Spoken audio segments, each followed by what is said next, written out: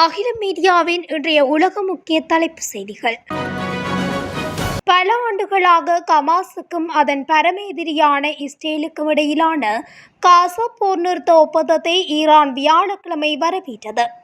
இனப்படுகொலை, போரை நிறுத்துதல், ஆக்கிரமிப்பு படைகளை திரும்பப் பெறுதல், மனிதாபிமான உதவிகளை கொண்டு வருதல், பாலஸ்தீனிய கைதிகளை விடுவித்தல் மற்றும் பாலஸ்தீனியர்களின் அடிப்படை உரிமைகளை உணர்ந்து கொள்ளுதல் உள்ளிட்ட எந்தவொரு நடவடிக்கை மற்றும் முன்முயற்சியையும் ஈரான் எப்போதும் ஆதரித்துள்ளது என்று வெளியுறவு அமைச்சகம் ஒரு அறிக்கையில் தெரிவித்துள்ளது.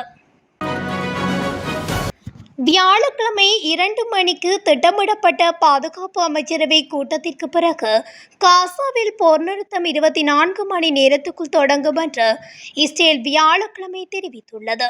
அமைச்சரவை கூட்டம் நடைபெற்ற 24 மணி நேரத்துக்குள் காசாவில் போர் நிறுத்தம் தொடங்கும் என்று அரசாங்க செய்தி தொடர்பாளர் ஜோஸ் பெட்ரோசியன் செய்தியாளர்களிடம் தெரிவித்துள்ளார்.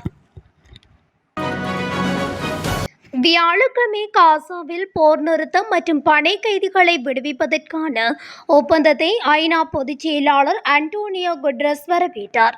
மேலும் இது பாலஸ்தீன மக்களின் சுய நிர்ணய உரிமைக்கான பாதையை பிரதிநிதித்துவப்படுத்துவதாகவும் கூறினார்.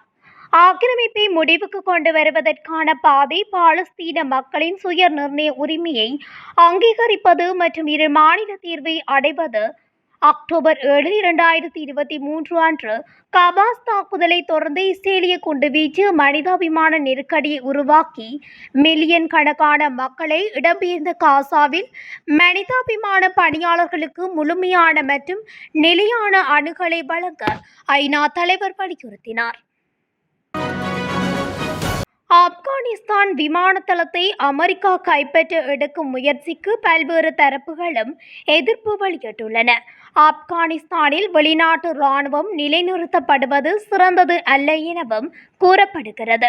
தீவிரவாதத்தை ஒழிக்க நடவடிக்கைகள் மேற்கொள்ளப்பட்டு வரும் நிலையில் ஆப்கானிஸ்தானில் அமெரிக்க இராணுவம் நிலைகொள்வது ஏனைய அண்டை நாடுகளுக்கு அச்சுறுத்தல் என இந்தியா உள்ளிட்ட சில நாடுகள் தெரிவித்துள்ளன. உக்ரைன் மீது ரஷ்யா நடத்திய ஏவுகணை மற்றும் ட்ரோன் தாக்குதல்களில் 5 பேர் உயிரிழந்துள்ளனர். உக்ரைனில் உள்ள லாஃபைவ்கா கிராமத்தை குறிவைத்து இந்த தாக்குதல்கள் நடத்தப்பட்டதாக தெரிவிக்கப்பட்டுள்ளது. ஒரே குடும்பத்தைச் சேர்ந்த 15 வயது சிறுமி உட்பட 4 பேர் இந்த தாக்குதல்களில் உயிரிழந்துள்ளதாக தெரிவிக்கப்பட்டுள்ளது. வடகொரியாவின் ஆளும் கட்சியான தொழிலாளர் கட்சி உருவாகி 80 ஆண்டுகள் ஆகுகின்ற நிலையில் இன்று பல்வேறு நிகழ்வுகளுக்கு ஏற்பாடு செய்யப்பட்டுள்ளது. இதில் கலந்து கொள்வதற்காக பல நாடுகளில் இருந்தும் தலைவர்கள் வருகை தருவார்கள் என கூறப்படுகிறது. இதன்படி சீனா மற்றும் ரஷ்யாவிலிருந்து உயர்மட்ட தலைவர்கள் வருகை தந்துள்ளதாக தெரிவிக்கப்பட்டுள்ளது.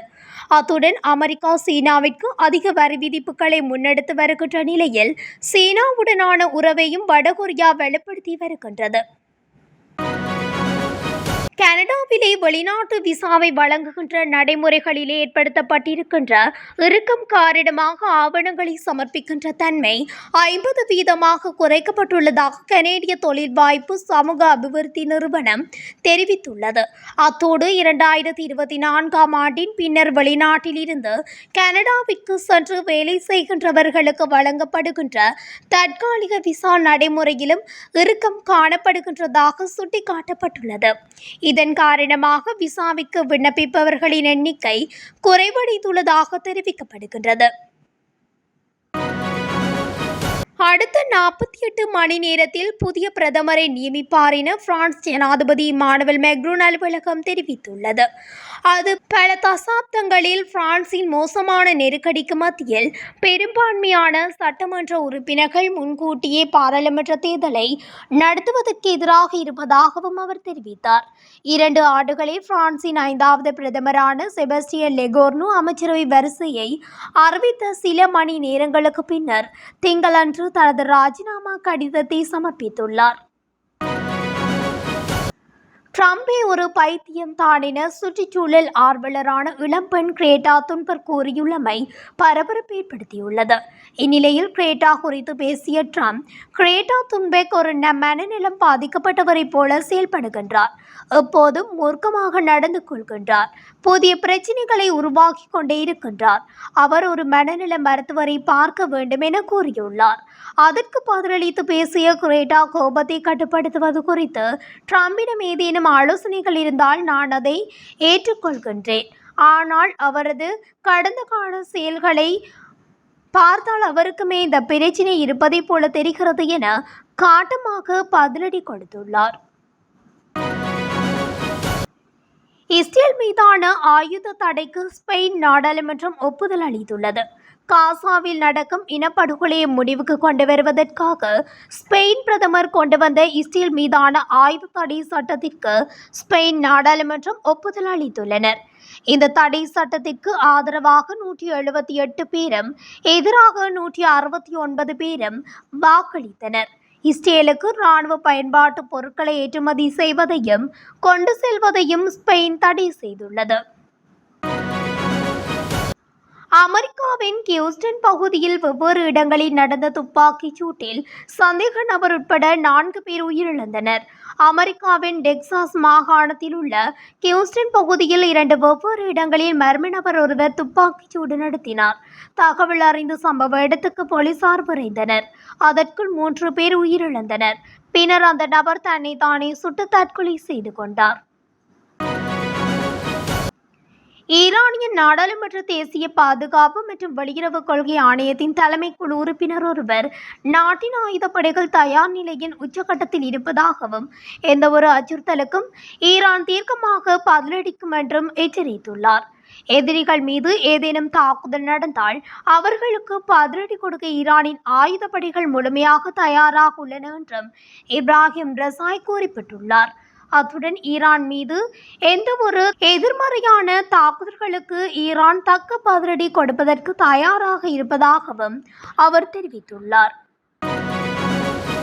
குழந்தைகளின் மனநலனை காக்கும் வகையில் டென்மார்க் அரசு 15 வயதுக்குட்பட்ட குழந்தைகள் சமூக ஊடகங்களை பயன்படுத்த தடை விதித்துள்ளது.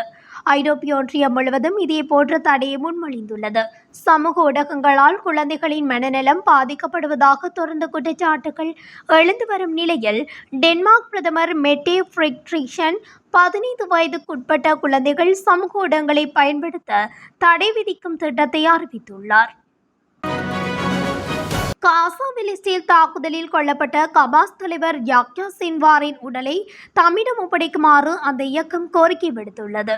சிறு தடியினால் இறுதி வரை போராடி மரணித்த யாக்யா சின்வாரின் உடலை கைப்பற்றி இஸ்ரேல் எடுத்துச் சென்றது. இஸ்ரேல் கமாஸ் நேற்று 3வது நாளாகவும் பேச்சுவார்த்தை எகிப்தில் நடைபெற்றது. இந்த நிலையில் கமாஸ் தரப்பு இந்த கோரிக்கையை முன்வைத்துள்ளதாக வால் ஸ்ட்ரீட் ஜர்னல் தகவல் வெளியிட்டுள்ளது. பங்களாதேஷின் முன்னாள் பிரதமர் ஷேக் ஹசீனாவுக்கு எதிராக மேலும் ஒரு கைது உத்தரவை சர்வதேச குற்றவியல் தீர்ப்பாயம் பிறப்பித்துள்ளது. மனித குலத்துக்கு எதிரான குற்றத்தில் ஈடுபட்ட வழக்கில் ஹசீனாவையும் மேலும் 28 பேரையும் கைது செய்ய 3 நீதிபதிகள் அடங்கிய அமர்வில் இந்த உத்தரவு நேற்று பிறப்பிக்கப்பட்டது. இந்த வழக்கில் குற்றம் சாட்டப்பட்டவர்களை அக்டோபர் 22ஆம் தேதிக்குள் நீதிமன்றத்தில் ஆஜர்படுத்த நீதிபதிகள் உத்தரவிட்டுள்ளனர். மன்னார் பிரதேச மக்களால் முன்வைக்கப்பட்ட கோரிக்கைக்கு அமைய தலைமன்னார் கடற்பரப்பில் அமைந்துள்ள ராமர் பாலத்தை பார்வையிட செல்லும் சுற்றுலா பயணிகளுக்கு படகு சேவையை முன்னெடுப்பதற்கு தீர்மானிக்கப்பட்டுள்ளது. குறித்த தீர்மானம் பிரதேச மற்றும் மாவட்ட அபிவிருத்தி குழு கூட்டங்களில் போது எடுக்கப்பட்டுள்ளதுடன் படகு சேவைக்கான கட்டண அறவீட்டை வனஜீவ ராசிகள் திணைக்களத்தின் ஊடாக முன்னெடுப்பதற்கும் தீர்மானிக்கப்பட்டுள்ளது. இத்துடன் அகில மீடியாவின் இன்றைய உலக முக்கிய செய்திகள் நிறைவடைகின்றன. தொடர்ச்சியாக செய்திகளை அறிந்து கொள்ள அகில மீடியாவுடன் இணைந்திருங்கள். நன்றி, வணக்கம்.